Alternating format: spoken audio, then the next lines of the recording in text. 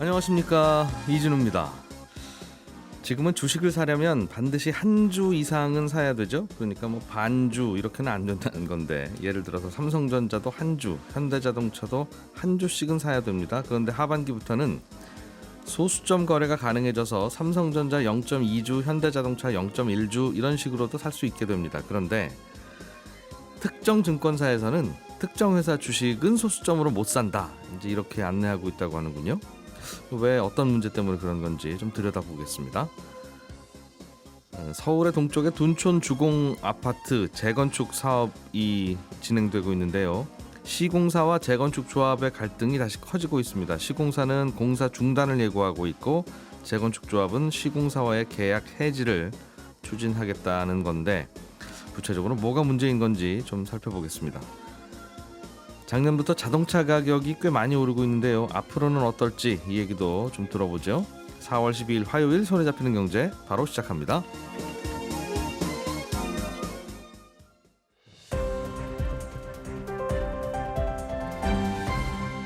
이진우의 손에 잡히는 경제.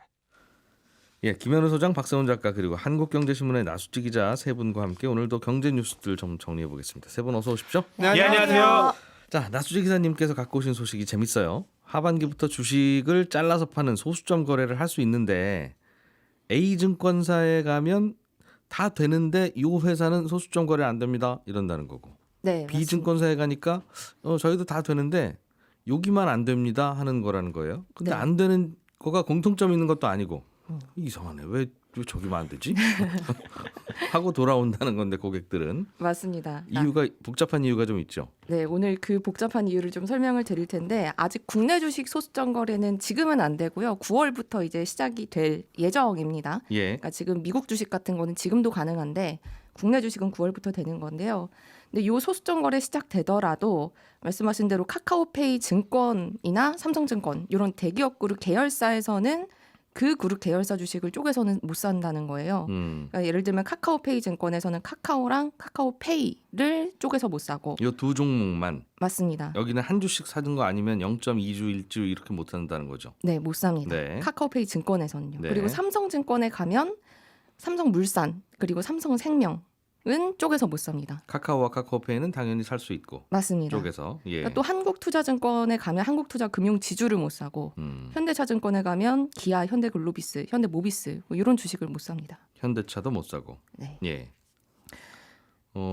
그러니까 지금 말씀하시는 거 보니까 계열사라고 불리는, 어떤 증권사의 계열사라고 불리는 상장회사 주식은 못 사네요. 네, 맞습니다. 그러니까 지분 관계가 있으면은 못 사는 건데, 네. 그러니까 결론부터 말씀드리면 이 이유가 공정거래위원회가 이 증권사가 계열사 종목에 대해서 소수점 거래 서비스를 제공을 하면 이거 상호 순환 출자, 그러니까 대기업 계열사들끼리 돌아가면서 주식 보유하면서 대주주가 좀 적은 지분으로도 주식회사를, 여러 주식회사를 거느리는 걸 금지하는 이 공정거래법을 위반할 수 있다, 이렇게 본 건데요. 그러니까 이거를 이해하려면 먼저 소수점 거래 방식을 알아야 됩니다. 그러게요. 소수점 거래 좀 하려고 하는데 뭐 그렇게 복잡해요? 네. 네. 이 소수점 거래 방식이요. 이 국내 주식은 상법상 지금 주식을 쪼개서 파는 게 불가능합니다. 네. 그러니까 주식 불가분의 법칙이라서 이 매매 계약이 체결되는 과정, 아니면 예탁결제원에서 주식 보관하는 무슨 과정, 그리고 모든 과정에서 이 주식을 한 주 단위로 관리를 합니다. 예. 그러니까 이거를 바꾸려면 법 아니면 거래 시스템 다 바꿔야 돼서요. 소수점 거래를 가능하게 하려고 겉으로 볼 때는 한 주 단위로 거래되는데, 들여다보면 주식을 쪼개서 살 수 있는 시스템을 만들었습니다. 예. 그러니까 예를 들면 이런 식이에요. 그러니까 증권사가 여러 고객한테 주문을 일단 받습니다. A라는 사람이 0.5주 주문하고, 네. B라는 사람이 0.4주 주문해서 얼추 한 주 가까이 주식이 모이면, 예. 증권사가 한 주를 주문을 내야 되니까 한 부족한 0.1주만큼은 증권사가 돈을 보태서 증권사 명의로 한 주 주문을 냅니다. 그러니까 고객한테 소수점 거래라는 서비스를 지원을 하려면 그 과정에서 증권사가 조금이라도 해당 주식을 보유할 수밖에 없는 구조가 되는 거죠. 아하, 알겠어요. 그러니까 예를 들면 어떤 회사 주식은 1,000만 원짜리다. 그래서 1,000만 원이 있어야 한 주를 살 수 있으면, 야, 우리 저 회사 주식 사고 싶은데 우리가 1,000만 원씩은 없는 사람들이니 네가 200만 원 내고 박 작가가 한 300만 원 내고 네. 이렇게 해서 돈 모아서 한 주를 사자. 그리고 맞습니다. 우리끼리만 알아서 정산하면 되는 거 아니냐. 네. 이런 식으로 한다는 거군요. 네. 그 과정에서 이제 증권사가 조금 부족한 건 돈 보태서 하기도 하니까 네. 증권사도 주식을 작게나마 가지게 되는 건데 예. 이 공정위는 이 과정에서 증권사가 주식을 보유하는 것 자체가 문제다 이렇게 본 거죠. 무슨 그런 법이 있어요? 예를 들면 증권사는 네. 그 계열의 계열사 주식은 가지면 안 된다 한 주라도 이런 네. 법이 있습니까? 네, 그렇습니다. 그러니까 이 공정거래위원회가 매년 상호 출자 제한 그룹이라는 걸 지정을 하는데 여기에 지정된 그룹은 계열사끼리 서로 지분을 못 사게 만든 겁니다. 예. 근데 카카오페이 증권 대주주는 카카오페이고 카카오페이 대주주는 카카오. 그러니까 예. 카카오페이 증권이 소수점 거래 서비스를 제공하려고 하면 카카오페이 주식을 한 주라도 보유하게 되니까 예. 이거는 새로운 순환 출자 고리가 생기는 거다. 이렇게 공정위는 본 거죠. 예. 아, 그 법을 어긴 것이다. 네. 그런데 원래 이 순환 출자를 금지하는 취지는 서로 돌아가면서 계열사 주식을 갖고 있으면 이거 그러면 뭔가 이렇게 자꾸 뺑뺑뺑뺑 도는 이른바 이상한 구조가 되니까 그런 거 하지 말라는 취지로 만든 건데 지금 이거는 아니 소수점 거래하려고 주식 몇 주 갖고 있는 거 그것도 안 됩니까? 하는 반발이 있는 거겠네요. 네, 맞습니다. 그러니까 증권 업계에서는 이거 그런 의도 없고 주식 네. 보유하는 거는 소수점 거래할 때 기술적인 문제지 뭐 대주주 영향 강화하려는 의도가 없다. 또 소수점 거래를 중개하는 과정에서 이 한 주식은 최대 증권사가 5주까지만 가질 수 있도록 금융위가 제한을 하고 있거든요. 그러니까 증권사가 그리고 이 5주 주식에 대해서도 의결권을 따로 행사를 할 수 없는데 이 공정위가 너무 과도하게 우려하는 것 같다라고 증권업계는 얘기하고 있고 예. 네, 반면에 공정위는 이거 소수점 거래 서비스도 물론 중요하긴 한데 법상 못하게 되어 있으니까 이거 지켜야 된다. 그리고 이게 너무 투자자들의 권리를 크게 막는 것 같지도 않다. 그러니까 상장사가 2,300개가 넘는데 요 중에 한 13개 정도만 일부 증권사에서 소수점 거래가 안 되는 거니까. 서로 상호 출자하는 그 계열사만 안 되는 거니까. 네, 그러니까 이거를 법상 명시된 걸 어기면서까지 소수점 거래를 허용할 거는 아닌 것 같다라는 게 이 공정위의 유권 해석입니다. 삼성증권은 소수점 거래 하지 마세요가 아니라 소수점 거래 하시되 뭐 삼성물산, 네, 삼성바이오 생명, 뭐 네. 이런 정도만 소수점 거래 안 된다는 거지. 누구 말이 맞는 걸까요? 그래서 그런 논란이 있군요. 네, 예. 그래서 지금까지는 일단은 9월에 시작돼도 말씀드린 대로 일부 증권사에서는 소수점 거래 못하게 되는 거고 그러니까 네. 특정 종목에 대해서 못하게 되는 거고 요게 가능해지려면 공정위가 유권 해석을 바꿔야 되는데 지금으로서는 가능성이 높지 않아 보입니다. 공정위도 사실 공정위도 좀 이것 때문에 아픈 추억이 있어서 예를 들면 삼성생명이라고 하는 보험회사가 고객 돈 받아서 굴리는 과정에서 무슨 현대차에 투자할 수도 있고 포항제철에 투자할 수도 있고 뭐 KTNG에 투자할 수도 있는데 우리는 삼성전자가 좋을 것 같아서 삼성전자에 투자 많이 했어요. 네. 라고 갖고 있으면서 물론 투자는 성공했죠. 그러면서 이제 삼성전자를 사실상 지배하고 있잖아요. 그런 식으로 그룹 이 지배 구조가 만들어지고 네, 그러니까 맞습니다. 우리 이렇게 하려고 한 건 아니고 그냥 투자하다 보니 이렇게 됐어요라고 하는 게 이게 이렇게 보면 이런 거고 저렇게 보면 저런 거고 그런 거라서 공정위도 안 돼 법 못 받고 이제 이런 식으로 나올 수도 있는 것 같기도 하고 또 그 사이에서 좀 불편도 하고 그러네요. 자, 다른 주제 하나 보죠. 김현우 소장님, 네. 둔촌 주공 아파트 재건축이 잘 안 되고 있다. 네. 뭐 재건축 못 할 수도 있고 안 될 수도 있고 뭐 그런 건데 예. 이게 아파트가 단지가 굉장히 크기도 하고 네, 그렇습니다. 서울에서 이거 좀 노려보고 계시는 무주택자들이 많아서 많죠. 이게 굉장히 중요한 소식으로 또 네. 받아들여지기도 해요. 그 서울에서 이거 노리는 분이 대기 수요가 뭐 5만 명이다라고도 하고요. 이게 네. 전체 세대는 12,000세대가 넘고 일반 분양만 4,786세대.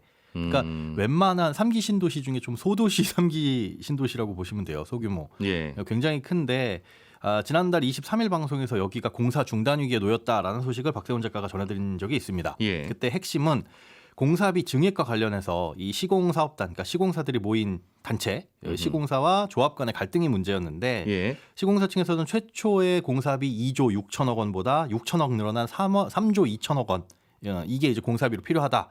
그래서 재작년 6월에 요거를 조합과 계약을 체결을 했어요. 아, 좀 늘어난다. 네. 너희들도 그거 알고 계셔라. 그렇습니다. 그런데 이 계약을 체결한 시점이 지금의 조합이 아닌 이전 조합, 구조합의 조합장이었고 예. 당시에 딱 체결하던 그 다음 날 해임이 됐습니다. 그리고 체결하는 그날은 해임 공고가 난 상태라 사실상 이거 지금 교체되기로 되어 있는 조합장과 계약을 체결한 건 무효다.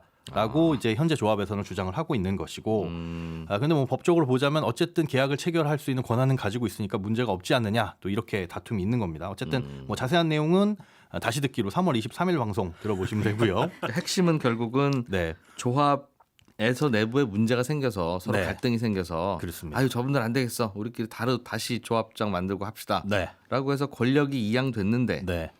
이양되기 직전에 옛 조합장 그 지도부가 네.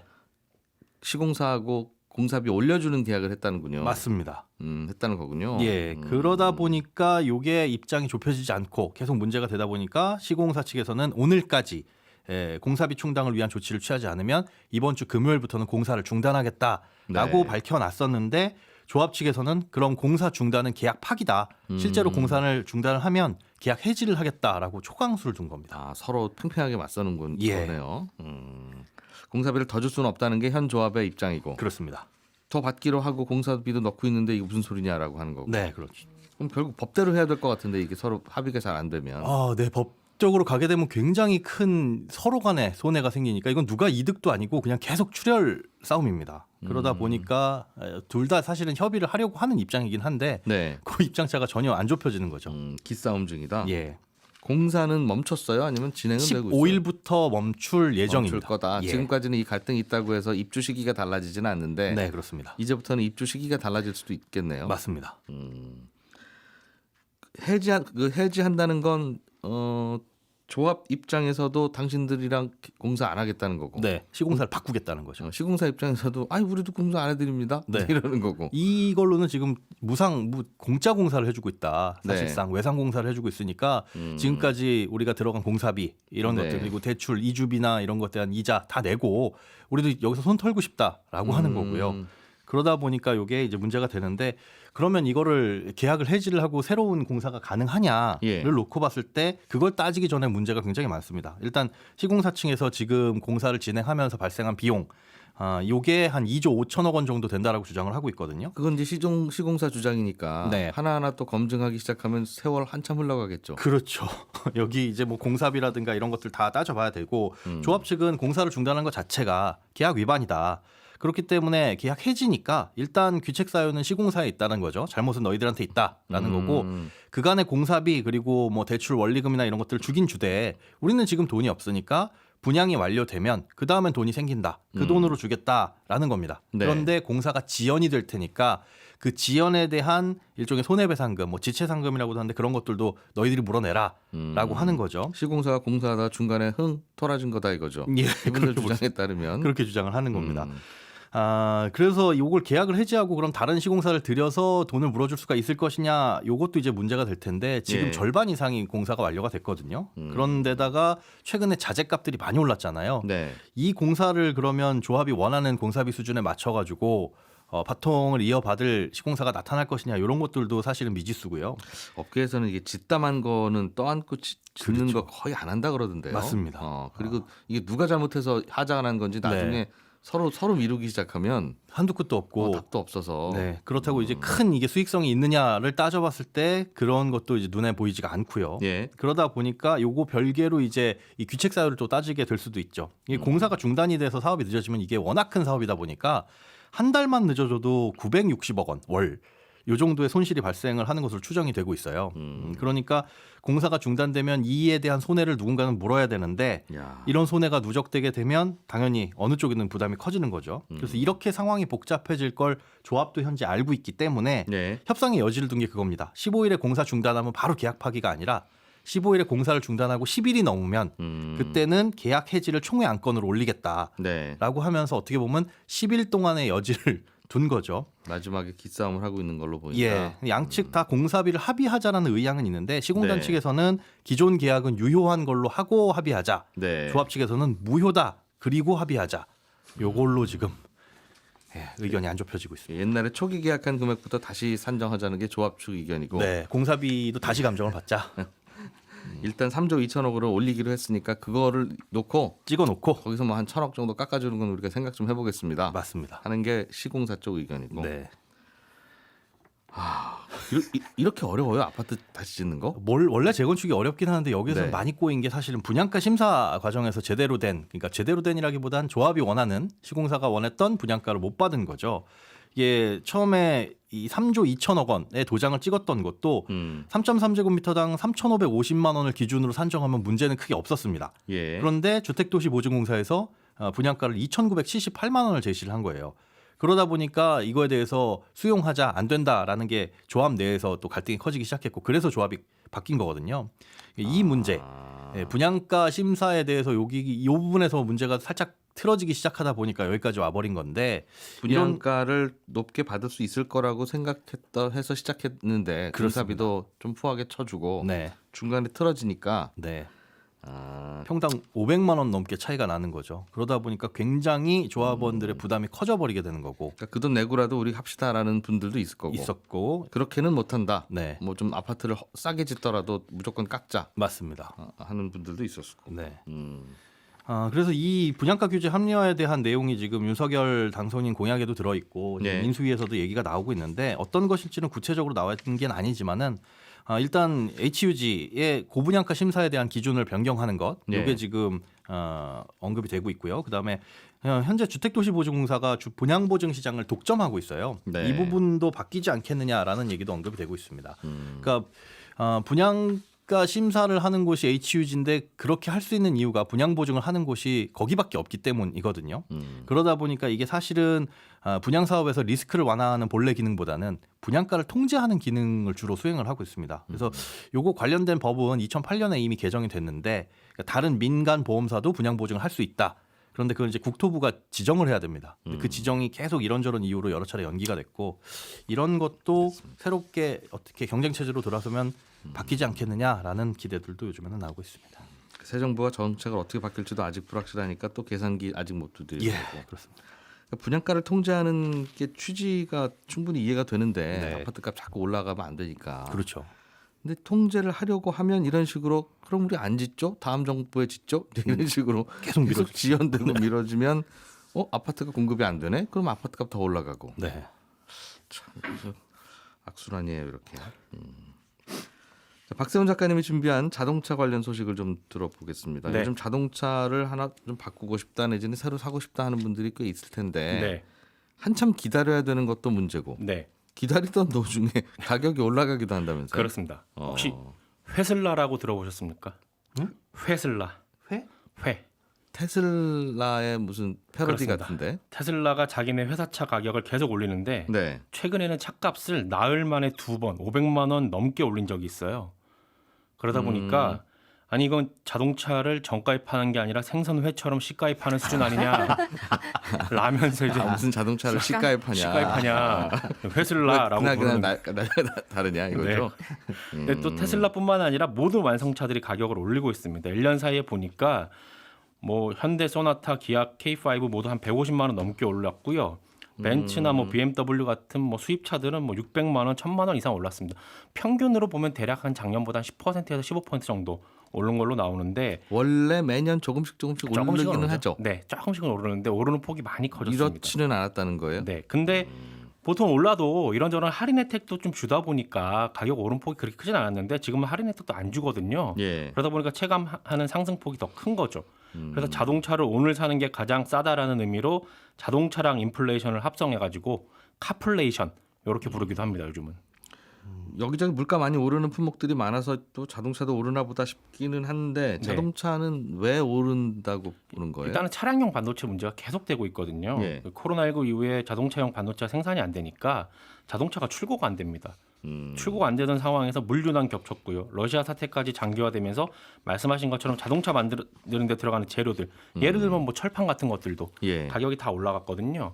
차 만드는 데 들어가는 비용이 오르고 자동차 공급은 안 되는데 자동차를 사려는 사람은 늘고 있으니 네. 자동차 회사들은 가격을 당연히 올립니다. 왜냐하면 올려도 팔리니까요. 그렇기도 하고 몇 대 못 파니까 네, 올려서라도 팔아야 그렇습니다. 수지가 맞는다는 얘기. 그리고 전략을 어떤 식으로 바꾸고 있냐면 소형 세단을 덜 만들고요. 네. SUV 같은 걸 더 만들게 되는데 비싼 거. 네. 왜냐하면 소형 세단을 차체를 딱 드러내고 그 차체 조금 높이고 모양 바꾸면 그게 SUV거든요. 그리고 SUV는 조금 더 비싸게 팔 수가 있어요. 자동차 부품이 부족하니 네, 한정된 부품을 어떤 차에 넣느냐의 결정인데. 그렇습니다. 수익 많이 남는 SUV 쪽으로 돌리고 있는 거죠. 예. 근데 브랜드 간의 경쟁이 워낙 치열한 곳이 자동차 시장인데 네. 요새는 보기 드물게 공급자 우위 상황이 생기다 보니까 음. 가격을 계속 올리고 있는 겁니다. 그리고 이런 경우도 있어요. 어제 보도가 하나 뭐가 나왔냐면 출고가 늦어지다 보니까 연식이 바뀌었다면서 가격을 올리는 경우가 있어요. 그러니까 작년에 차를 계약을 했는데 네. 차량 출고를 기다리는 사이에 고객님 모델이 2021년식에서 2022년식으로 바뀌었습니다. 나는 2021년식을 살려고 주문했는데 그렇습니다. 계약했는데 네, 2022년식으로 바뀌었다고. 그럼 나는 2021년 사겠다고 달라고. 그러면 둘 중에 하나입니다. 계약을 포기하거나 아니면 웃돈 주고 사거나인데 아 2021년식은 이제 안 나오니까. 안 나옵니다. 계약을 포기하면 지금 자동차 주문하면 못해도 6개월, 7개월, 길게는 1년 기다려야 되거든요. 기다려도 어차피 올라간 거 사야 될 거 아니겠어요? 그렇습니다. 그러니까 계약 취소 안 하죠. 아. 이런 식으로 현대기아차에서 지난 10달 동안 연식이 바뀐 차량이 한 9종 정도 되는데 이러면서 평균 52만 원이 올랐습니다. 이 영향으로 전반적인 자동차 경영이 가격이 오르는 것도 있습니다. 야, 이게 음식 주문했는데 주방에서 아직 안 나오는 사이에 그 사이에 가격이 올라가는 거죠. 사장님이 메뉴판 바꾸고 있어. 이상한 일들이 벌어지고 있는 거죠. 그렇군요. 앞으로도 근데 문제는 네.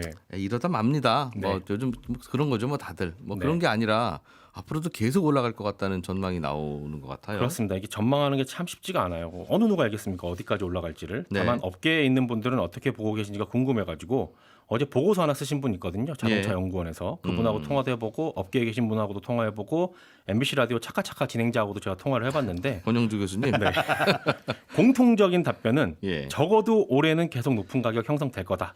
다만 내년부터는 조금 달라질 수도 있을 것 같다. 네. 이유가 뭐냐면요. 자동차 공급이 안 되는 이유가 아까 반도체 때문이라고 말씀을 드렸잖아요. 근데 이 반도체는 자동차 제조사들이 어떻게 할 수가 없는 손에 안 잡히는 변수였어요. 사와야 되니까. 그렇습니다. 예. 근데 작년부터 자동차 회사들이 아이고 우리 이제 납품 받는 거 그만하고 우리가 직접 만들어 버리자. 라면서 반도체 공장 짓고 있거든요. 자동차용 반도체 공장을. 네. 예. 그래서 자동차 안에 들어가는 반도체라는 게 몇몇 아주 중요한 거 몇 개 빼고는 나머지는 그냥 단순 반도체예요. 그러니까 만드는 게 어렵진 않습니다. 예. 그래서 올해 말에 이제 공장 짓고 돌아가기 시작하면 내년부터는 자동차 회사들이 자기들이 만든 반도체 장착하고선 공급을 늘릴 거고 네. 공급이 늘면 가격이 지금보다는 내려오지 않겠느냐. 이런 전망들은 공통적으로 하고 있습니다. 이게 근데 자동차용 반도체 괜찮아질 거다라는 얘기도 거의 한 3년째 내년에는 괜찮을 겁니다. 내년이면 됩니다 하는 게 계속 이러고 있고. 그 공장 안 짓는다는 것도 반도체 공장 지어봐야 그게 나중에 돼서 다른 공장 다 돌아가면 이게 수익이 나겠느냐 그런 거 고민하면서 또 안 지려고 하던 걸 결국은 이제 못 이겨서 짓게 되고. 그래서 결국 지었으니 이제 반도체용 자동차용 반도체를 반도체용 자동차라고 자동차용 반도체 만드는 공장이 지어주면 네. 이젠 그동안 자동차용 반도체 팔던 회사들이 골치 아파지겠어요. 그러게요. 그렇죠. 손님들이 각자 자기네 그냥 주방에다 식당을 차려버렸네. 네. 이런 거니까. 야 그런 일이 벌어지고 있군요. 그렇습니다. 지금 잘 들었습니다. 네, 저는 여성시대 끝나고 11시 5분부터 손에 잡히는 경제 플러스에서 또 한번 인사드리겠습니다. 고맙습니다. 이진우였습니다.